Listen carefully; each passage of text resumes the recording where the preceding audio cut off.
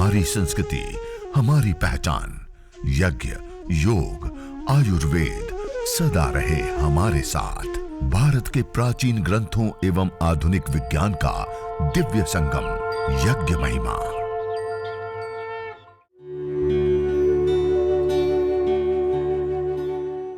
भारतीय संस्कृति में यज्ञ, योग एवं आयुर्वेद जैसी अमूल्य विद्याएं हैं, जिसका मूल है वेद। इतिहास की ओर दृष्टि डालें तो भगवान राम, भगवान कृष्ण से लेकर राजा महाराजाओं, ग्रामवासियों व अरण्यवासी ऋषियों की कुटियों तक नित्य व नैमित्तिक यज्ञों का प्रचलन देखने को मिलता है। राये अस्मान् विश्वानि देव वयुनानि विद्वान् युयोध्यस्मज्जुहुराणमेनो भूयिष्ठान् ते नम उक्तिं विधेम स्वाहा। सब लोग मेरे साथ उच्चारण करेंगे। ओम भूर्भुवः स्वः तत्सवितुर्वरेण्यं भर्गो देवस्य धीमहि धियो यो नः प्रचोदयात् स्वाहा। ओम भूर्भुवः स्वः तत्सवितुर्वरेण्यं भर्गो देवस्य धीमहि धियो यो नः प्रचोदयात् स्वाहा। ओम भूर्भुवः स्वः तत्सवितुर्वरेण्यं भर्गो देवस्य धीमहि धियो यो नः प्रचोदयात् स्वाहा। ओम त्र्यंबकं यजामहे सुगंधिं पुष्टिवर्धनम् उर्वारुकमिव बन्धनान् मृत्योर्मुक्षीयमामृतात् स्वाहा। ओम त्र्यंबकं यजामहे सुगंधिं पुष्टिवर्धनम् उर्वारुकमिव बन्धनान् मृत्योर्मुक्षीयमामृतात् स्वाहा। ओम त्र्यंबकं यजामहे सुगंधिं पुष्टिवर्धनम् उर्वारुकमिव बन्धनान् मृत्योर्मुक्षीयमामृतात् स्वाहा। ओम सर्वं वै पूर्णग्वं स्वाहा। ओम सर्वं वै पूर्णग्वं स्वाहा। ओम सर्वं वै पूर्णग्वं स्वाहा। अब छोड़ देंगे सामान को। अब सभी लोग हाथ जोड़ करके अग्नि देवता से हम प्रार्थना करेंगे। अब आपके पास जो भी लकड़ी, घी, सामग्री, कोई भी वस्तु हवन कुंड के अंदर आहूत नहीं करेंगे, कोई भी चीज नहीं डालनी है। जो पड़ी है वो पास में ऐसा का ऐसा पड़ा रहने देंगे, कुछ नहीं करेंगे। अब आइए सब लोग हाथ जोड़िए और पूरी श्रद्धा भाव के साथ युक्त होकर के सत्याह संतु यजमानस्य कामा कहा है कि अब यज्ञ करके जो व्यक्ति जो भी मनोकामना करता है, प्रार्थना करता है, वो प्रार्थना वो उनकी मनोकामना पूर्ण होती है। तो आइए हम संपूर्ण विश्व के मंगल की कामना करते हैं। ओम सर्वे भवन्तु सुखिनः, सर्वे सन्तु निरामयाः, सर्वे भद्राणि पश्यन्तु, मा कश्चित् दुःखभाग् भवेत्। हे ईश सब सुखी हो, कोई न हो दुखारी, सब हो निरोग भगवन, धन धान्य के भंडारी, सब भद्र भाव देखे, संतोषी मार्ग के पथिक हो, दुखिया न कोई होवे, सृष्टि में प्राणधारी। हे नाथ सब सुखी हो, कोई न हो दुखारी। सब हो निरोग भगवन, धन धान्य की भंडारी। ओम शांति शांति शांति। ओम। इस प्रकार पूरी श्रद्धा भाव के साथ एक अनुष्ठान की भांति जब हम यज्ञ करते हैं मंत्रोच्चारण पूर्वक, तो इससे पंच प्राण पंच उपप्राण सप्त धातुओं के पोषण से लेकर के अष्ट चक्र मूलाधार से लेकर के सहस्रार पर्यंत उसमें शक्ति का आधान होता है। और उसके साथ साथ बैक्टीरिया, वायरस, फंगस आदि से मुक्ति, रेडिएशन से मुक्ति से लेकर के वायु प्रदूषण से मुक्ति से लेकर के समस्त प्रकार की बीमारियां, रोग, दोष, ताप, संतापों से मुक्त हो जाते हैं और समस्त देवीय शक्तियों के आशीष हमें प्राप्त होते हैं, पुण्य प्राप्त होते हैं और अनेक अनेक प्रकार के जीवन में शुभ से हम युक्त हो जाते हैं। तो ऐसा ये छोटा सा हवन यज्ञ होता है, लेकिन अनंत अनंत लाभों को देने वाला होता है। तो इसमें जैसे हमने शुरुआत में आचमन, अंग स्पर्श आदि किया ना, इतना करके और फिर सीधा आप जल सिंचन करके अग्नि में आहुतियां विशेष प्रदान कर सकते हैं। और इसमें भी आपको विशेष मंत्र नहीं आता है तो गायत्री मंत्र तो सबको आता है, महामृत्युंजय मंत्र तो सबको आता है, उसी से ही 11 आहुति, 21 आहुति, 51 आहुति, 108 आहुति, जैसा समय अनुकूलता उसे विशेष प्रदान करके उसका विशेष लाभ हम उठा सकते हैं, पुण्यों से लेकर के अनेक प्रकार के। और बीमारी विशेष किसी को हो गई है तो फिर ये जो होमी जा रही जड़ी बूटियां हैं वो जड़ी बूटियां अलग अलग होगी। जिस रोग के लिए जो निर्धारित जड़ी बूटियां होती हैं उन जड़ी बूटियों से हम हवन करते हैं। जैसे आपका परिचय कराता हूं, ये अलग अलग जड़ी बूटियों का, जो ये अलग अलग जड़ी बूटियां रखी हैं, ये पित्तेष्टि हवन सामग्री। जितने भी हमारे शरीर के अंदर पित्त रोग होते हैं ना, उन सारे पित्त, जैसे अधिक एसिडिटी बनना, छाती में जलन होना, आंखों में जलन होना या चमड़ी में भी जलन होना, कील मुंह से थोड़े फुंसी अधिक मात्रा में निकलना, आंखों की रोशनी का कम होना, चश्मा लग जाना या असमय में बालों का सफेद होना, बालों का जड़ना, अधिक पसीना आना, बहुत शरीर से बदबू आना, ये सारे रोग ठीक करने के लिए पित्तेष्टि हवन सामग्री से हवन करते हैं। और पित्तेष्टि हवन सामग्री से हवन करते हैं तो उससे वो रोग ठीक हो जाते हैं। ऐसे ये वातेष्टि हवन सामग्री, एंटी एफ्लेमेटरी कंपोनेंट्स आदि से युक्त, जिनको सूजन है, दर्द है, पीड़ा है, सर्वाइकल, स्पॉन्डिलाइटिस, गठिया आदि जो अलग अलग रोग होते हैं, वातेष्टि हवन सामग्री समस्त वातज रोगों को दूर करने के लिए विशेष करके लाभकारी होती हैं। ऐसे ही ये कफेष्टि हवन सामग्री, अस्थमा, दमा से लेकर के जितने भी कफज रोग होते हैं उन कफज रोगों को दूर करने के लिए कफेष्टि हवन सामग्री होती हैं।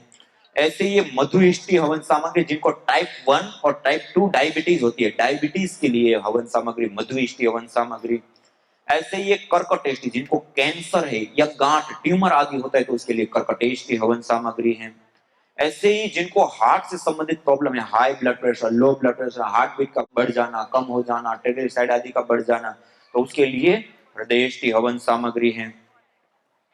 ऐसे ही जिनको अलग अलग चर्म रोग, दाद, खाज, स्किन एलर्जी से लेकर के अलग अलग चर्म रोग होते हैं तो उसके लिए चर्मेष्टि हवन सामग्री है।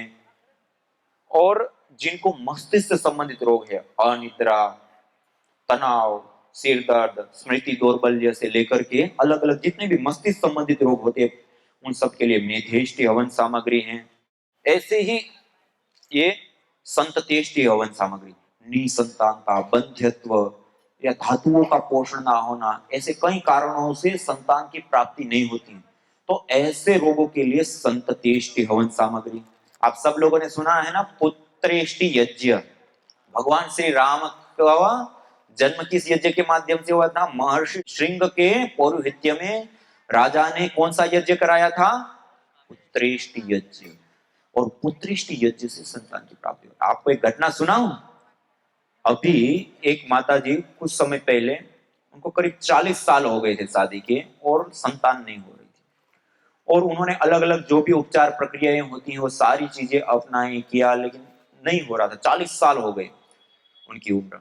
और उस समय उन्होंने विशेष यज्ञ को अपनाया, ये यज्ञ किया प्रतिदिन सुबह शाम, और उस यज्ञ में विशेष रूप से प्राणायाम का अभ्यास किया।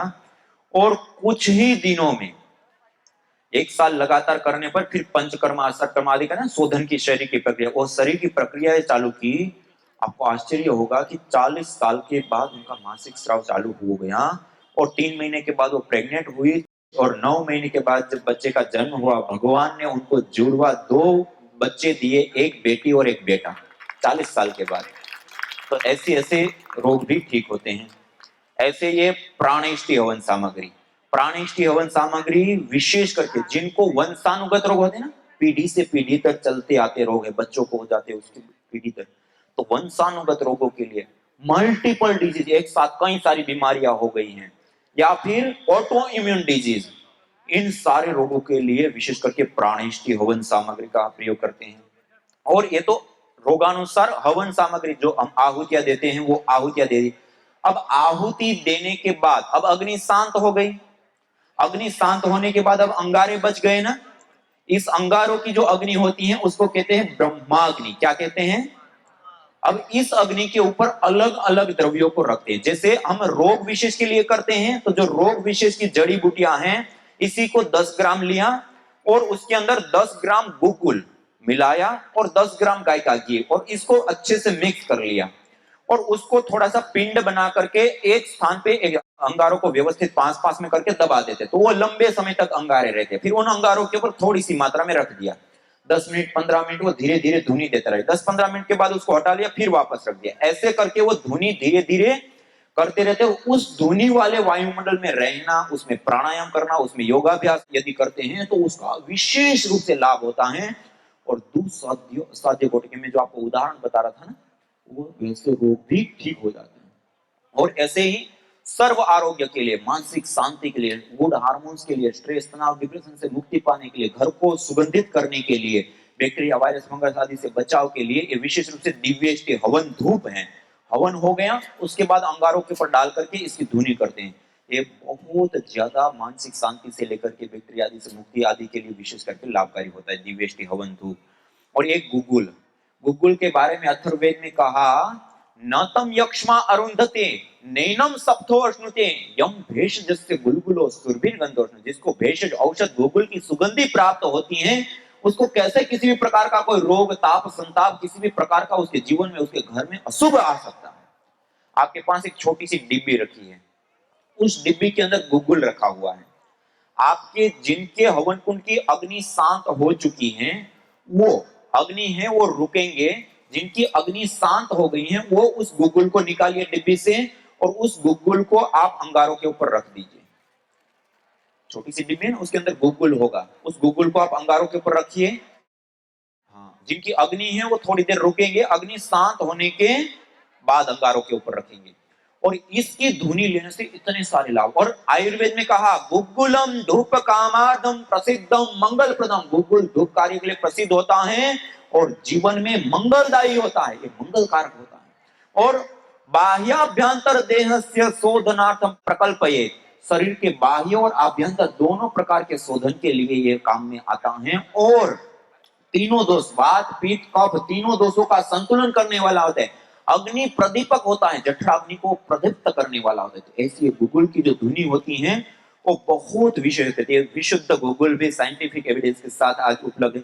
तो ये 11 प्रकार की रोगानुसार हवन सामग्रियां और 2 हवन धूप हवन करने के बाद। और रोगानुसार करते हैं तो इसी सामग्री से हवन करने के बाद इस सामग्री के अंदर गुगुल और गाय का घी दोनों मिला करके और फिर हम अंगारों के ऊपर रखेंगे और उसकी धुनी करेंगे और उसमें प्राणायाम योगाभ्यास करेंगे। और ऐसे ही जैसे एक किट तो आपके पास है, ऐसे ही एक दूसरी किट भी है, लेकिन ये थोड़ी महंगी है।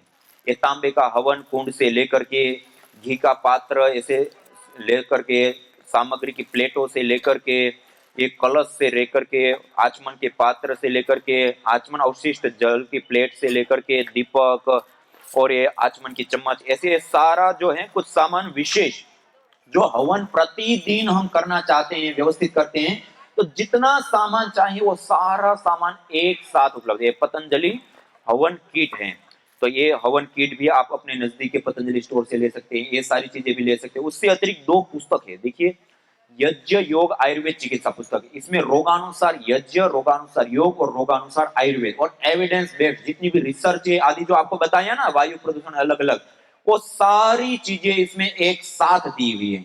तो इस पुस्तक को भी आप खरीद सकते हैं, ले सकते हैं। इसी प्रकार ये विधि के लिए, जैसे पंच महायज्ञ से लेकर के, विशेष रूप से बृहद यज्ञ से लेकर के, जन्मदिन पे जो यज्ञ करते हैं, वर्षगांठ पे जो यज्ञ करते हैं, या फिर कोई पर्व विशेष जो होते, दीपावली, होली आदि पे जो हमें हवन करते, उन सब यज्ञों की विधि की एक विशेष पुस्तक है।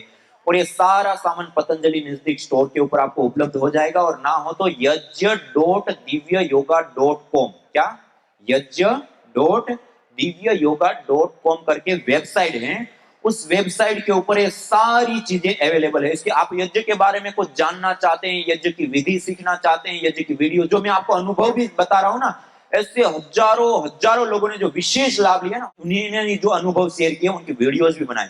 तो स्वामी यज्ञदेव करके यूट्यूब चैनल है, उसके ऊपर भी ये सारी वीडियो विधि से लेकर के, यज्ञ चिकित्सा विज्ञान से लेकर के, अलग अलग प्रकार की 800 से ज्यादा वीडियो है, तो उसको भी आप सीखने के लिए, और जो पूरा प्रशिक्षण लेना चाहते हैं, यज्ञ से संबंधित पूरा प्रशिक्षण, यज्ञ चिकित्सा एवं प्रशिक्षण शिविर करके उस YouTube चैनल के ऊपर एक प्लेलिस्ट बनी हुई है, उसमें 10 वीडियोस दिए हैं, 2-2 घंटे की वीडियोस हैं, और 10 वीडियो में पूरा यज्ञ प्रशिक्षण का सारा चीज दिया है। आज हमने एक घंटा जाना ना, 1 घंटे में काफी सारी चीजें जानने को मिली, नहीं मिली? आप 10 घंटा जानेंगे तो कितना हो जाएगा? वो पूरा 10 घंटे का पूरा यज्ञ का विज्ञान, यज्ञ का साइंस, शास्त्रीय बातें सब वो पूरे प्रशिक्षण शिविर में, तो उसको भी आप देख सकते हैं और स्वयं यज्ञ चिकित्सा कर सकते हैं, सीख सकते हैं, औरों को भी करा सकते हैं और सिखा सकते हैं। देखिए, इतने सारे लाभ देने वाला इतना श्रेष्ठतम कर्म को सबको करना चाहिए, नहीं करना चाहिए? आप सब करेंगे? प्रॉमिस कर रहे हैं? हाँ, हम प्रतिदिन कुछ नहीं तो 11 आहुति देकर के हवन जरूर करेंगे। आज संकल्प लेकर के हम जाएंगे। और देखिए, इतने सारे लाभ देने वाले यज्ञ को हम स्वयं करें अकेले अकेले, उससे अच्छा है कि हमने अपने पड़ोसी, अपने मित्र, अपने संबंधी, उसको भी सिखाना, बताना चाहिए, नहीं चाहिए? किसी को कैंसर हो गया, किसी को अस्थमा दमा हो गया, किसी को कुछ बीमारी, किसी को कुछ बीमारी, तो उसको हमें लाभ देना चाहिए, नहीं देना चाहिए? उनको वायु प्रदूषण, रेडिएशन, बैक्टीरिया आदि से बचाना चाहिए, नहीं बचाना चाहिए? तो उनको भी हम सिखाएंगे, उनको भी प्रेरित करेंगे, करेंगे। हाँ, सबको बताएंगे, सबको प्रेरित करेंगे, और सब लोग पूरे संसार को हम यज्ञमय बनाएंगे। कहते हैं ना, घर घर यज्ञ की जोत जलाएंगे, फिर से वैदिक युग दोहराएंगे। न जाने कितनों ने आहुतियां दी इन अमित्र रोगों के संतापों से, है वर्तमान भी आज दुखित, न पूछो भविष्य के प्रकोपों से। प्रत्युष पावनी होती जहां यज्ञानुष्ठान घर आंगन में, वहां मनुष्येतर सब झूमते शांति भरे सुख आनंद से। इदम हविर्यातु धाना नदी फेना इमाम वहत, अर्थात जैसे नदी का जल जाग को बहा ले जाता है, वैसे ही यज्ञ में आहूत की हुई हवि सभी प्रकार के रोग, दोष, ताप, संतापों को वैसे ही बहा ले जाती है जैसे नदी। जागो। दूसरा, जल सिंचन के लिए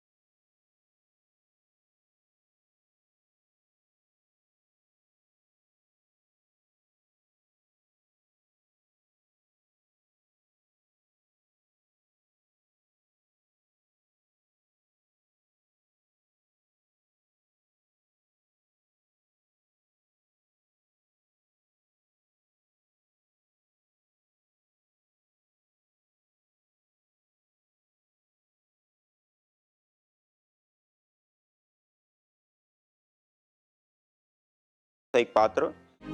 यज्ञ भारतीय संस्कृति का मूल है। तो आइए हम संकल्प लें, संसार के श्रेष्ठतम कर्म यज्ञ को अपनाएं। पिंड और ब्रह्मांड में संतुलन कायम करने वाले यज्ञ को अपने जीवन का अभिन्न अंग बनाएं एवं प्रकृति मां के प्रति अपने ऋणों को अदा करें। विश्व स्वास्थ्य का एक नारा, यज्ञ से होगा जग उजियारा। भारतीय संस्कृति की अमूल्य विरासत यज्ञ की महिमा को जानने हेतु वैदिक चैनल पर प्रतिदिन प्रातः एवं सायं 11:30 बजे यज्ञ महिमा कार्यक्रम से जुड़े। विशेष जानकारी हेतु संपर्क करें। मोबाइल 9068565306।